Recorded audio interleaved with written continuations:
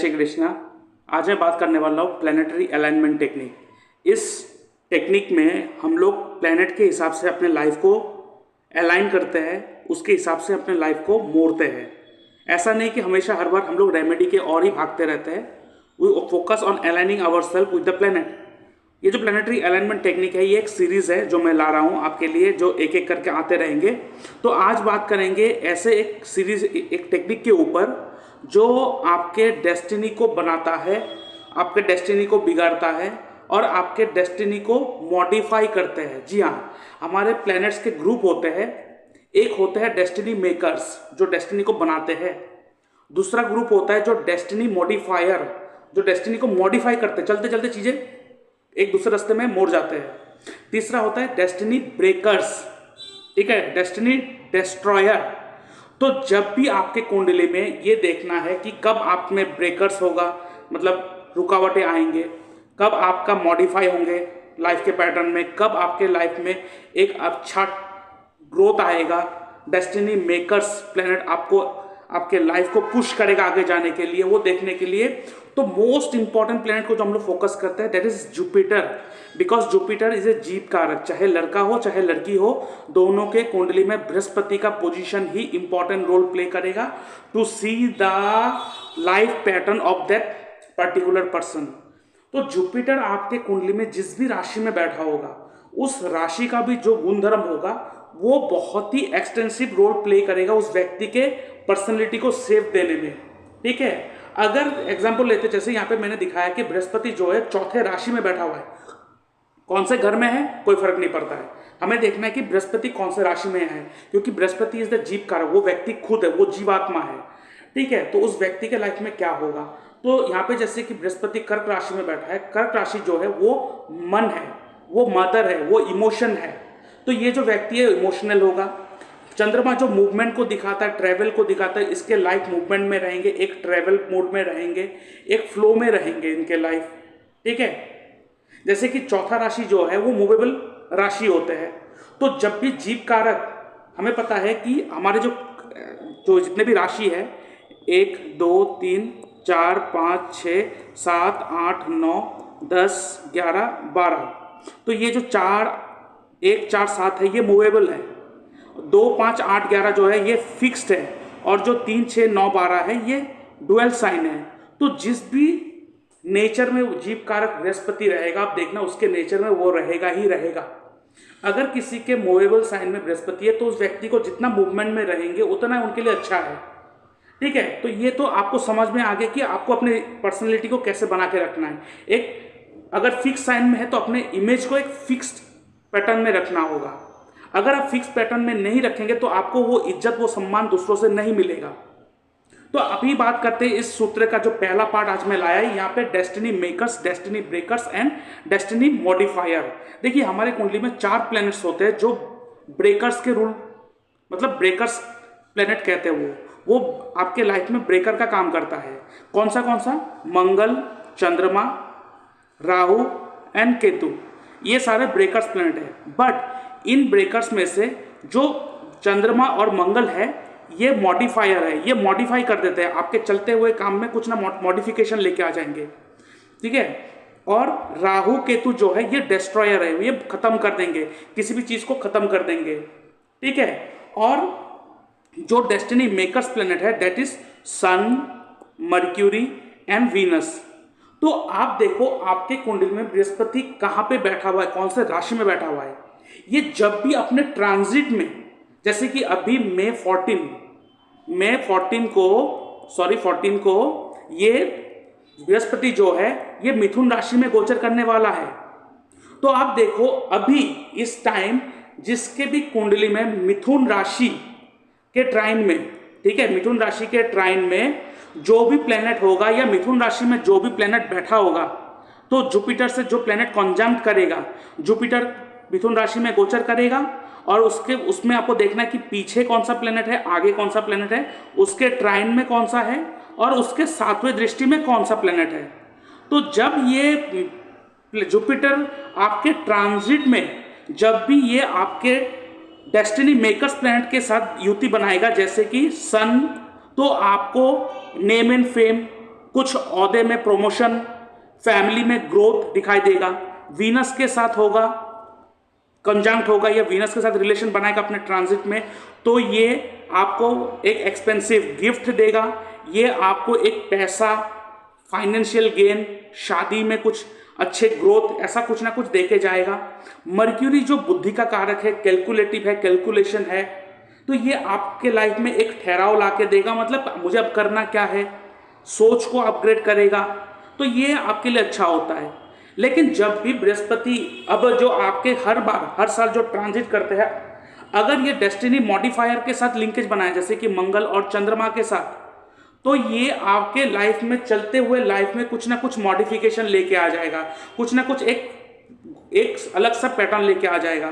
तो यहाँ पे मंगल और चंद्रमा, इनमें से जो भी प्लैनेट के साथ लिंक बनाएगा उसको यूज करना बहुत जरूरी हो जाएगा, नहीं तो यहाँ पे आपके लाइफ में ट्रबल क्रिएट कर देगा, क्योंकि चंद्रमा एक कारक है चेंजेस का, तो लाइफ में एक बड़े से चेंजेस लेके आएंगे एंड पीपल हेट चेंजेस, ठीक है। और मंगल जो है ये एक्सीडेंट का भी कारक है, कॉन्स्पिरेसी का कारक है, ये लैंड एंड प्रॉपर्टी का कारक है। हाँ, अगर वीनस, मंगल और जुपिटर अगर कनेक्शन बन जाए तो वहां पे लैंड प्रॉपर्टी का आपको फायदा हो सकता है, बट वहां पे अगर सिर्फ मंगल है तो कुछ ना कुछ एक कॉन्स्पिरेसी, हेल्थ इशू, या तो आपके एक्सीडेंट, या तो कुछ ना कुछ आपको एंजाइटी इशू कुछ ना देके जाएगा, ये प्रॉब्लम देके जाएगा ही जाएगा।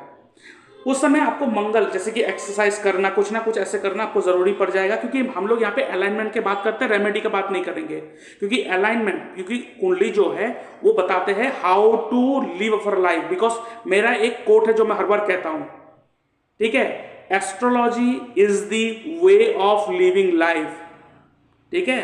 ये कुंडली जैसा है उसी हिसाब से हमें जीना है, नहीं तो आप जो चाहोगे, जो मांगोगे, भगवान आपको वो सारा चीज दे देगा, बट अगर वो चीज आपके लिए नहीं बना है तो उसके साथ साथ आपको टेंशन, एंजाइटी, प्रॉब्लम साथ में भी मिलेगा। इसलिए आप देखो लाइफ में जितने भी चीजें आपको प्रॉब्लम दे रहा है ना, इसलिए दे रहा है कि वो आपका है नहीं और आप उसको पकड़ के रखे हो, तो इसने छोड़ना सीखो। जब छोड़ने सीख जाओगे तो आपको वो परेशानी करना बंद कर देगा। अब ये बृहस्पति अपने ट्राइन में, अपने ट्रांजिट में, ये बृहस्पति अपने मूवमेंट में अगर आपके डेस्टिनी ब्रेकर्स कौन है, राहु एंड केतु के साथ लिंकेज बना दे, तो ये प्रॉब्लम कर देगा, आपके लाइफ में एक सीरियस इंसिडेंट क्रिएट कर देगा, चलते हुए काम को रोक देगा, ठीक है। अगर कोई केतु का काम ही कर रहा है तो बहुत अच्छा, कोई राहु का लेके चल रहा है तो उनके लिए तो बहुत अच्छा है, बट यहाँ पे एक चीजें है जो लोग जो है ना ये मिस कर जाते हैं, दैट इज व्हाट, वो क्या कहते हैं कि राहु और केतु को यूज करने के लिए एस्ट्रोलॉजी करना चाहिए, और राहु के लिए हमें ऑनलाइन एक्टिविटी या तो फॉरेन में जाना चाहिए। बहुत सारे लोग कर रहे हैं, फिर भी राहु केतु उनको तंग कर रहा है, क्यों पता है, क्योंकि आपने राहु के साथ प्लेनेट अलाइन है, सॉरी, राहु के साथ प्लेनेट के साथ रिलेशन है, तो आपने प्लेनेट को अलाइन तो कर लिया, ठीक है, लेकिन राहु को अलाइन नहीं करा। अरे इसका मतलब क्या है जी, आइए मैं पहली बार आपको कह रहा हूं, कोई नहीं बताएगा ये चीज। देखिए, राहु और केतु को अलग से अलाइन करना पड़ेगा। राहु जो है, राहु को अलाइन करने के लिए आपको एक पर्पस चाहिए लाइफ में, मतलब आपको एक पर्पस देना पड़ेगा, क्या मुझे चाहिए, मुझे इस चीज को अचीव करना चाहिए, फोकस। 10 चीज है, 10 चीज को पाना है, 10 में फोकस है, नहीं, पहले एक को फोकस करो, उसको अचीव करो, फिर नेक्स्ट में।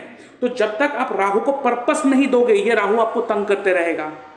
और राहु ऑब्जर्वेशन है, आप पर्पस दे रहे हो लेकिन ऑब्जर्व, अगर आपका ऑब्जर्वेशन अगर गलत डायरेक्शन में जा रहा है तो फिर भी ये प्रॉब्लम क्रिएट कर देगा। और केतु क्या है, Ketu is your intention and your feeling. कुछ भी करने से पहले, आप चाहे एस्ट्रोलॉजी कर रहे हो लेकिन स्टार्टिंग करे हो डर डर के, होगा कि नहीं होगा, होगा कि नहीं होगा, देखना वो चीज आपको डराएगा ही डराएगा, क्योंकि Ketu is all about intention. अगर आपके बृहस्पति के साथ ट्रांजिट में केतु के साथ लिंकेज हो रहा है और उसी समय अगर आपके इंटेंशन में कोई डाउट है, कुछ डर है, कुछ कंफ्यूजन है, तो आपको वो डर कंफ्यूजन ही देते रहेंगे, चाहे आप एस्ट्रोलॉजी ही क्यों ना कर रहे हो, because Rahu, Ketu is all about your intention. तो ये आपके यहाँ पे समाप्त कर दे, केतु समाप्ति का कारक है, वो खत्म कर देता है, स्टॉप लगाता है, फुल स्टॉप। राहु खराबी लाता है, बृहस्पति के साथ राहु आएगा तो सीरियस हेल्थ इशू दे देगा।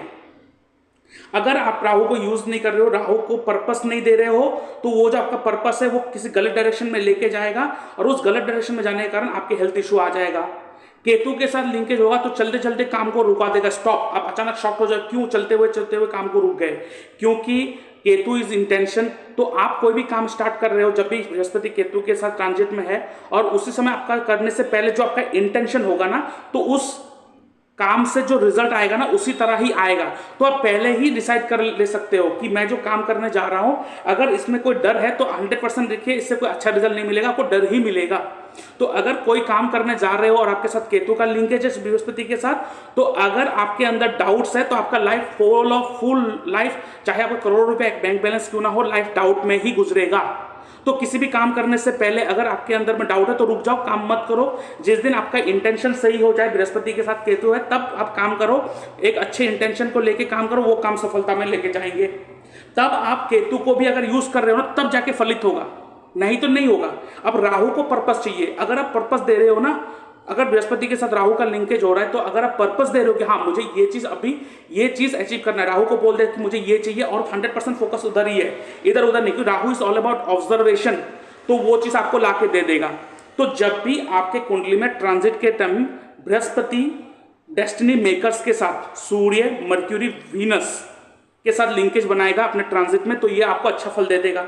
जब ये मॉडिफायर्स के साथ मिलेगा, जैसे कि चंद्रमा एंड मंगल, तो ये आपके लाइफ में एक अचानक मॉडिफिकेशन लेके आ जाएगा। चलते काम नहीं रुकेगा, लेकिन उस काम के बीच में कुछ ना कुछ ऐसे मॉडिफिकेशन हो जाएगा कि आप प्रॉब्लम में आ जाओगे। चंद्रमा इस कारक ऑफ चेंजेस, और डेस्टिनी डिस्ट्रॉयर कौन है? यह है राहु एंड केतु। चलते हुए काम को स्टॉप, रुकावट कर दे, कुछ ना कुछ हंगामा कर देगा। तो आई होप जो ये पहला पार्ट है आपको एक नॉलेजेबल लगा होगा। सेकंड पार्ट हम लाएंगे फिर से, तो ये एक सीरीज चलता रहेगा। आपको एक प्लैनेटरी अलाइनमेंट टेक्निक एक मेरे तरफ से आप लोगों के लिए गिफ्ट है। अपने व्यूअर्स को कहना चाहता हूं कि अगर आप अपना बर्थ चार्ट एनालाइज करवाना चाहते हो तो आप अपना बर्थ डिटेल्स मेरे इस व्हाट्सएप नंबर पे सेंड कीजिए, और उसके ऊपर एक डिटेल एनालिसिस बनाकर मैं यूट्यूब में डाल दूंगा, और उसका लिंक आपके साथ शेयर कर दूंगा, जिसके लिए मैं चार्ज करता हूँ 399 रुपीज़ ओनली। उसके साथ साथ अगर आपका जो डाउट है, आपके पास कुछ स्पेसिफिक सवाल है जो आप मुझसे पूछना चाहते हो, तो आप फोन कॉल अपॉइंटमेंट बुक कर सकते हो। इसके लिए मैं चार्ज करता हूँ 631 रुपीज़ ओनली।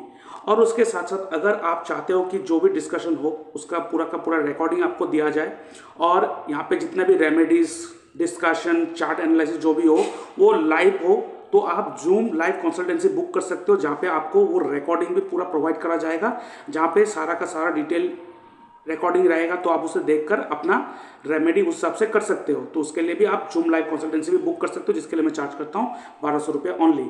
उसके साथ साथ अगर आप अपना बर्थ चार्ट रेक्टिफाई करना चाहते हो, आपके पास टाइम स्पेसिफिक नहीं है, तो आप बर्थ टाइम रेक्टिफिकेशंस के लिए भी आप अपॉइंटमेंट बुक कर सकते हो, जिसके लिए मैं चार्ज करता हूँ 2100 रुपीज़ ओनली। और उसके साथ साथ अगर आप वास्तु का कंसल्टेशन चाहते हो ऑनलाइन, वो भी एस्ट्रो वास्तु की मदद से, क्योंकि सिर्फ वास्तु करवा के कोई फायदा नहीं होता है। एस्ट्रो वास्तु के मदद से हिट थ्योरी एनालिसिस करने के बाद जो आपके घर के वास्तु करा जाता है, that is the perfect vastu, और आपको 100% वो रिजल्ट देगा। और इसके लिए आप वास्तु कंसल्टेंसी बुक कर सकते हो। इसके लिए मैं चार्ज करता हूँ 5000 रुपीज़ ओनली। आप मेरे इस यूपीआई नंबर पर पेमेंट करोगे, इसका स्क्रीनशॉट भेजोगे, उसके बाद मैं आपको एक टाइम दे दूंगा, उस दौरान मैं आपसे कंसल्टेंसी करूंगा। और अगर आप एस्ट्रोलॉजी में इंटरेस्टेड हो, एस्ट्रोलॉजी सीखना चाहते हो, तो ये मेरा कंप्लीट कोर्स है। आप देख सकते हो यहाँ पे क्या क्या टॉपिक मैंने ऐड करके रखा है, ये सारा का सारा आपको सिखाया जाएगा। 3 मंथ्स ड्यूरेशन है इसका, रिकॉर्डिंग प्लस इसका लाइव क्लासेस आपको प्रोवाइड करा जाएगा। और इस कोर्स का जो ड्यूरेशन है दैट इज 3 मंथ, और इस कोर्स का जो फीस है दैट इज 21,000 रुपीज़ ओनली। इसके साथ साथ अगर आप तंत्र विद्या में भी इंटरेस्टेड हो, तो आप मेरे जो स्पेशल कोर्स है एस्ट्रो तंत्र विद्या, ये पहली बार मैंने लाया है। इसको आप यहाँ पे क्या क्या चीज़ जान सकते हो। यहाँ पे आप एस्ट्रो तंत्र विद्या तो रहेगा ही, उसके बाद कार्मिक सेटलमेंट रहेगा, फॉर्मेशन ऑफ ट्राइंगल, हैंड मुद्रास, उसके साथ साथ ज्योतिष विद्या तो रहेगा ही रहेगा, और एस्ट्रो वास्तु हिट थ्योरी, ये सारा भी इस पर इंक्लूड करा गया है। ये एस्ट्रो तंत्र विद्या जो बहुत ही स्पेसिफिक है रिलेटेड टू तंत्र विद्या, तंत्र मुद्रा, ठीक है, ये कोर्स आप ले सकते हो। उसके साथ साथ अगर आप सिर्फ एस्ट्रो वास्तु सीखना चाहते हो, तो उसका भी सिर्फ अलग से आप कोर्स ले सकते हो। एस्ट्रो वास्तु हिट थ्योरी यहाँ पे सिखाया जाएगा। इस कोर्स का जो फीस है दैट इज 12,000 रुपीज़ ओनली। और इसके साथ साथ आपको मैं कहना चाहता हूँ कि ये जो चार्ट है ये है नक्षत्र त्रिपाप चार्ट। ये बहुत ही इंपॉर्टेंट चार्ट है, बहुत ही स्पेसिफिक चार्ट है। ये आपके वर्ष फल को दिखाता है, हर साल आपके लिए क्या लाएगा, क्या नहीं लाएगा, क्या होगा आपके साथ, अच्छा बुरा सब कुछ ये दिखाता है। इसका जो एक्सप्लेनेशन है वो एक्सप्लेनेशन वीडियो मैंने डिस्क्रिप्शन बॉक्स में लिंक देके रखा है, वहां पे जाके उस वीडियो को देख के पूरा एक्सप्लेनेशन देखने के बाद आप इस चार्ट को परचेस कर सकते हो। और ये चार्ट हर किसी के साथ रहना चाहिए, नहीं तो बहुत सारे लोगों के लाइफ में प्रॉब्लम आता है बिकॉज ऑफ नॉट नोइंग कि उसके नक्षत्र में क्या हो रहा है, नक्षत्र के लेवल पर क्या हो रहा है। क्योंकि सारा का सारा जो आपके लाइफ में रिजल्ट आता है वो नक्षत्र लेवल पर आता है, बट हम लोग सिर्फ प्लेनेट को फोकस करके चलते रहते हैं, जिसके कारण हमें 100% रिजल्ट नहीं मिलते हैं। तो इसका एक्सप्लेनेशन वीडियो का जो लिंक है डिस्क्रिप्शन बॉक्स में मैंने देके रखा है, वहां से आप इस चीज को ले सकते हो।